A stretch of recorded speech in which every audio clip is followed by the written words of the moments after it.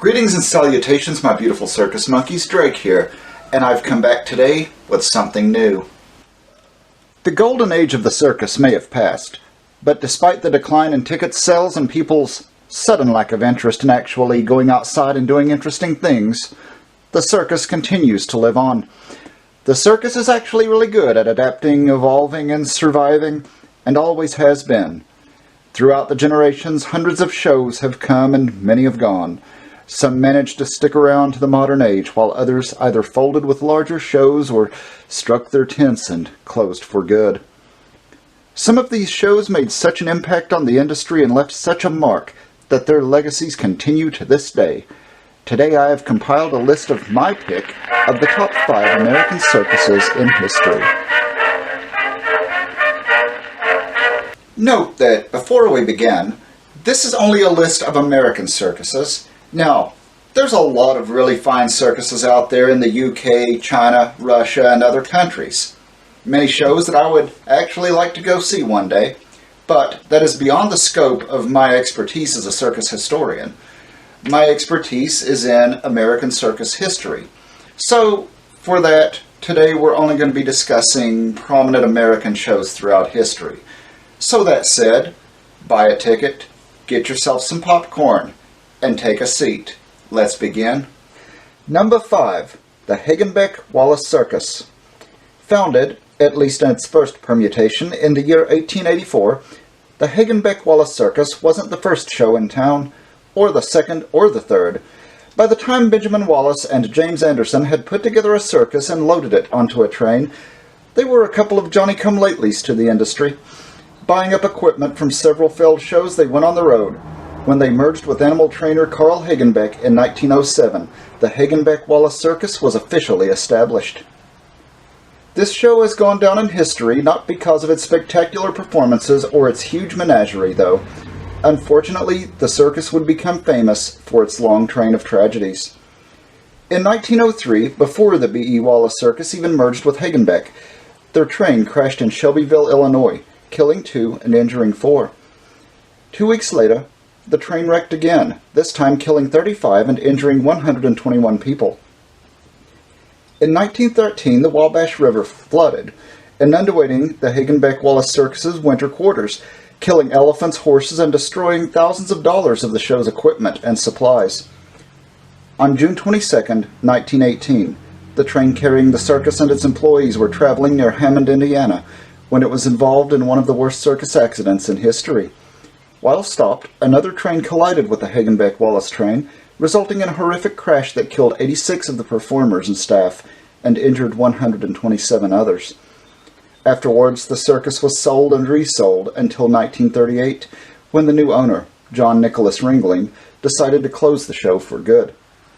I chose this company for the number 5 slot because, as infamous as it was when it came to accidents and disaster, they really stuck in there and tried, and sometimes that's all that matters. Number 4. King Brothers Circus. When Floyd King bought out the Bud Anderson Circus and Clyde Beatty's show in 1945, he took the show on the road as the King Brothers Circus. Don't know where the brothers part came from. Maybe old Floyd thought it sounded circusy. They toured the country for a decade before being sold, then merging. The brand is still owned, and a show still operates under the name, but for all intents and purposes, the original King Brothers Circus went defunct in 1956 when the show became too large to handle and was divided into a pair of truck shows, which both did poorly and closed. Despite their short run, the King Brothers Circus deserves the number 4 rank in my book, because they had some beautiful posters and advertisements, and some of the prettiest trucks to this day. Don't you think so? Number 3. The ALG Barnes Circus. My number 3 pick is for the ALG Barnes Circus. In 1895, Alpheus George Barnes Stonehouse decided he wanted to start a circus. So with a single pony, a phonograph for music, and a slide projector, he did just that. That's like starting a garage with a screwdriver and a can of gas. With pluck and no doubt a fair amount of showmanship, he made it work. And in a few years, the show was a huge 3-ring circus. Traveling by train, the ALG Barnes Circus touted that they had more animals in their show than all of the other circuses in America combined. They did in fact have a huge menagerie of animals, enough in fact that they opened a zoo in Venice, California. What makes this circus more exceptional is that when they were seeking a lion tamer and animal handler, they hired a woman named Mabel Stark. Usually a role given to men, Stark proved to be one of the best animal trainers in circus history, performing with several shows, including number 1 on our list. So, for being able to build a circus out of a horse and a record player, and for hiring Mabel, I have to give the ALG Barnes show my number 3 trophy. Number 2. The Cole Brothers Circus. William Washington Cole may have ended up as one of the handful of people who actually got rich from starting a circus, but his legacy extends to more than his sweet, sweet bank account. When the show opened in 1870, nobody could have guessed that the Cole Brothers Circus would become so prevalent in American culture. If you ask a circus fan to name any other show than Barnum and Bailey, they will often say, Cole Brothers. Traveling the West and playing frontier and mining towns, they supplied entertainment to the bored and hard-working miners, cowboys, and ranchers of the time. When the Depression hit and many shows were forced to close, Cole Brothers shut the doors and turned the signs. Until a pair of intrepid circus impresarios stepped in. They retooled, restructured, and revamped the show. Then, traveling on 35 train cars and a myriad of colorful wagons, they took the nation by storm. Switching from trains to trucks and evolving with the times, Cole Brothers continued to thrive. Even today, the beloved circus that operates in a reputable manner by reputable people still thrills and delights crowds wherever it travels. For this, I had to give Cole Brothers the number 2 spot. Before we get to number 1, here's a list of some of the fantastic and historically important shows that didn't make the list. The Clyde Beatty Circus. Though a good show and quite prolific in its day, this show only lasted 10 years and survived by eating smaller shows. Daley Brothers Circus. Despite only being around from 1940 to 1950, these guys get a lot of name drops in the community, even today. The Culpeper and Merriweather Circus. Okay, these guys have been around since like 1895, and they're still putting on shows. You ever hear of them? I've only been vaguely aware of them up until now. Talk about the tortoise in Aesop's old story, huh? Now for my numero uno pick. Number 1. The Ringling Brothers and Barnum and Bailey Circus. For my number 1 pick of the most influential circuses in history, I went with, big surprise ladies and gentlemen, Ringling Brothers and Barnum and Bailey Circus. Anyone see that coming?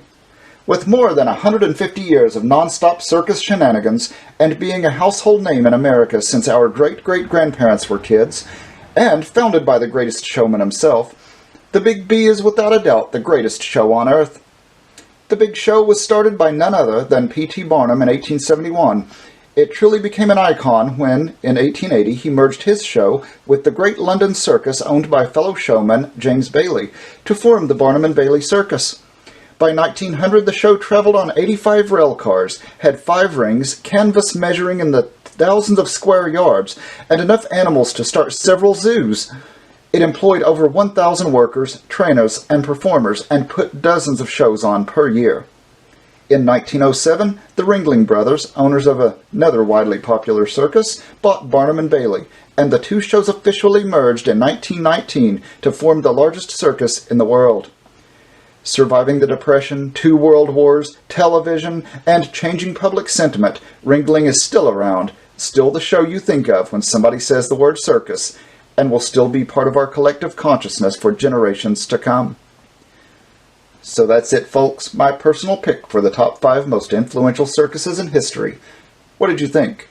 Remember to like this video, and if you're not already, subscribe so we can keep more beautiful circus content coming your way. Join our Patreon to help with all the financial hullabaloo that comes with being a circus tuber and running this channel. Help us defeat the evil galactic empire that is the entertainment industry and the YouTube algorithm. A special thanks to our Patreon patron Python. Thanks for your support. Now we've reached the end, so as we say in this biz, see you down the road.